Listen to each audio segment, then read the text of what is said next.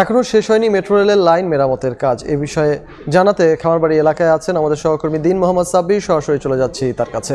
Sabbir, metro রেলের খামারবাড়ি অংশের 430 নম্বর যে পিলারটি রয়েছে সেই পিলারের বিয়ারিং প্যাডটি ক্ষতিগ্রস্ত হওয়ার কারণে আসলে মেট্রো রেল চলাচলে বন্ধ হয়ে যায়। এর পরবর্তীতে আসলে মেট্রো রেল কর্তৃপক্ষ অর্থাৎ Dhaka mass transit company limited DMTCL এর যারা কারিগরি টিমের সদস্যরা রয়েছেন তারা এই মুহূর্তে আসলে সেই ক্ষতিগ্রস্ত হওয়া যে বিয়ারিং প্যাডটি রয়েছে সেই বিয়ারিং প্যাডটির যে মেরামতের কাজ সেটি চলছে। আপনারা দেখতে পাচ্ছেন খামারবাড়ির 430 নম্বর যে পিলারটি রয়েছে সেই পিলারটিতে দুটি ক্রেনের সাহায্যে, দুটি লিফটের সাহায্যে আসলে এই ক্ষতিগ্রস্ত এই বিয়ারিং প্যাডটি মেরামতের কাজ করছে মেট্রো রেল কর্তৃপক্ষ।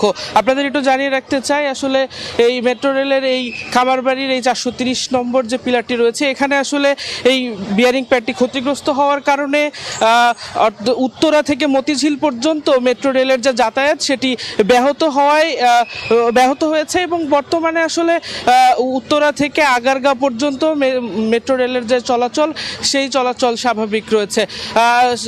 সারাদিনও আসলে সেই মেরামতের কাজ চালিয়ে গেছেন এই যারা কারিগরি টিমের সদস্যরা রয়েছেন তারা এখন পর্যন্ত আসলে সেই কাজ চলছে। আপনারা দেখছেন আসলে ব্যাপকভাবেই তারা আসলে কাজ চালাচ্ছেন এবং মেট্রো রেল কর্তৃপক্ষ এছাড়াও মেট্রো রেল কর্তৃপক্ষ যেমনটি জানিয়েছেন যে আসলে খুব দ্রুততার সহিত আসলে সেই মেরামতের কাজটি চলছে এবং খুব দ্রুত সময়ের ভিতরেই আসলে সেই মেরামত কাজ সম্পন্ন হবে এবং মেট্রো রেল চলাচল স্বাভাবিক হবে বলে আসলে তারা আমাদেরকে জানিয়েছেন।